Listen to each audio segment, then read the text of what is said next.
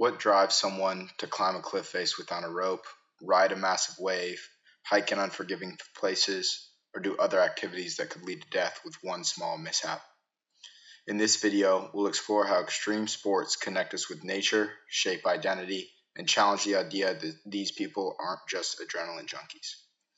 It is important to understand the psychological effects of challenging one's comfort zone and how this can connect us with nature.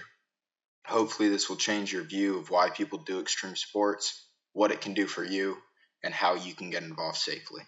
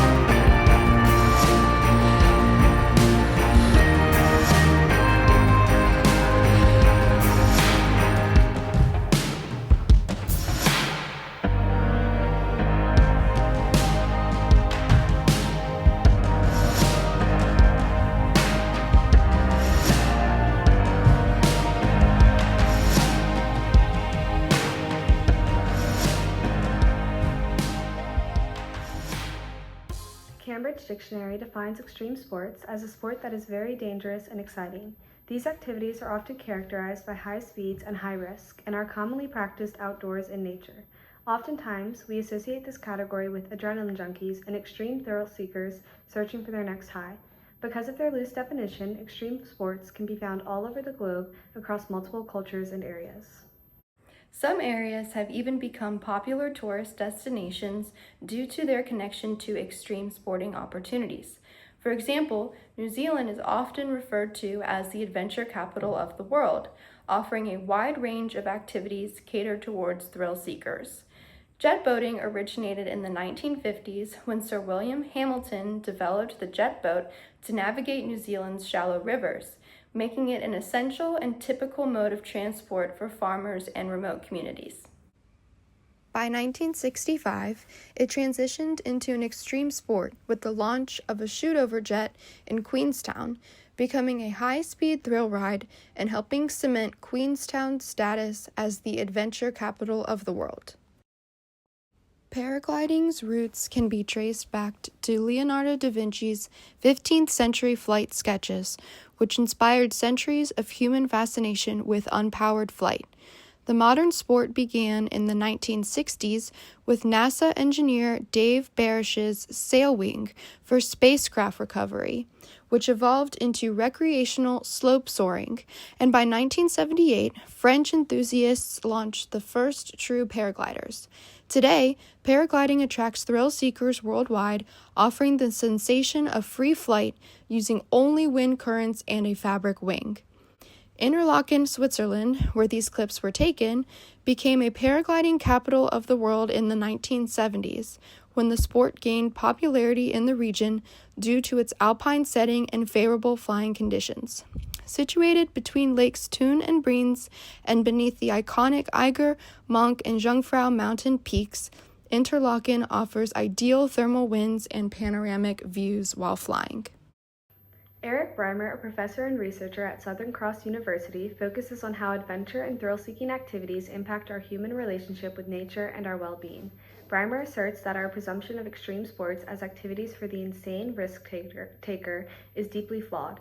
Extreme sports are not deviant or selfish, but rather produce positive psychological relationships with the natural world which benefit the individual. Breimer recognizes that fear is a critical component of extreme sports, but praises it as a growth opportunity, not a setback. Overcoming our fear can be a doorway to transcendence. It allows us to attain a new sense of self, one in which we gain autonomy through controlling our bodily response of adrenaline. If we can overcome fear during a risky activity, we are more likely to overcome other fears in our daily lives. Accepting that we are unable to control our future and embracing that fear results in authenticity of self. Individuals participate in extreme sports to attain this growth mindset.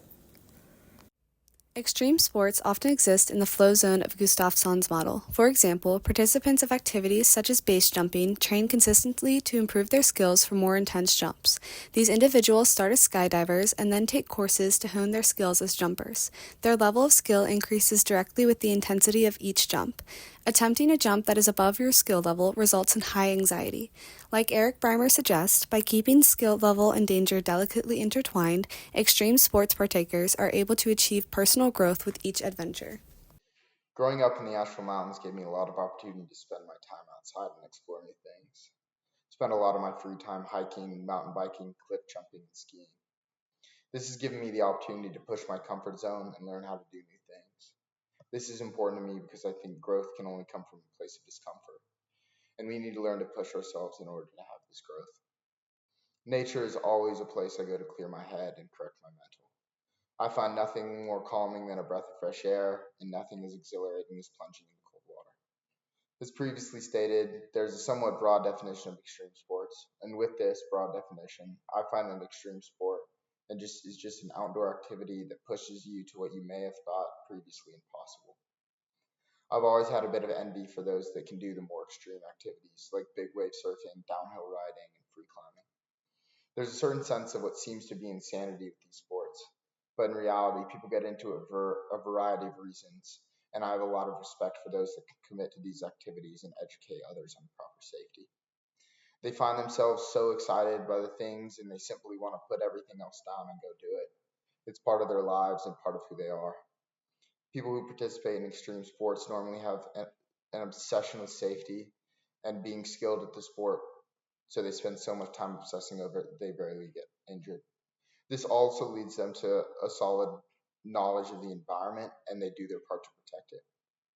There is also this beautiful aspect of extreme sports not involving teamwork, and for these independent activities, it creates a sense of self and gives the ability to be confident. Eric Reimer talks about why people continue to do these things, and it's not just because there's some sort of negative adrenaline junkie addiction that they're chasing, but because they get something so powerfully transformational and beneficial from it that when they do these activities, we feel as though that we are flourishing, thriving, and we found that missing piece that so many people are searching for.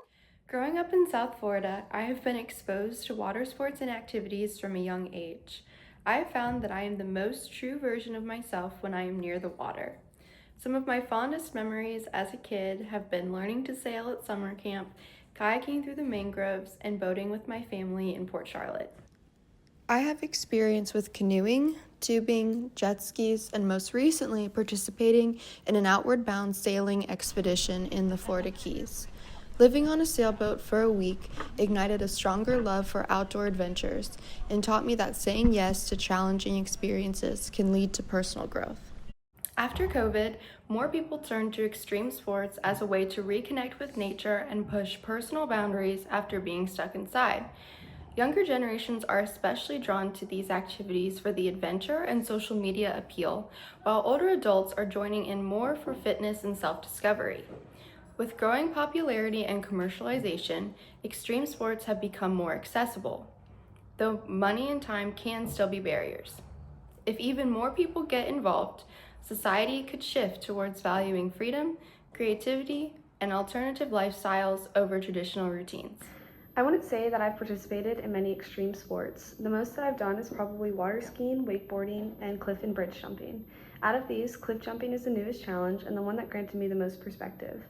I recently went cliff jumping here in Sydney, and the experience was one I'll never forget.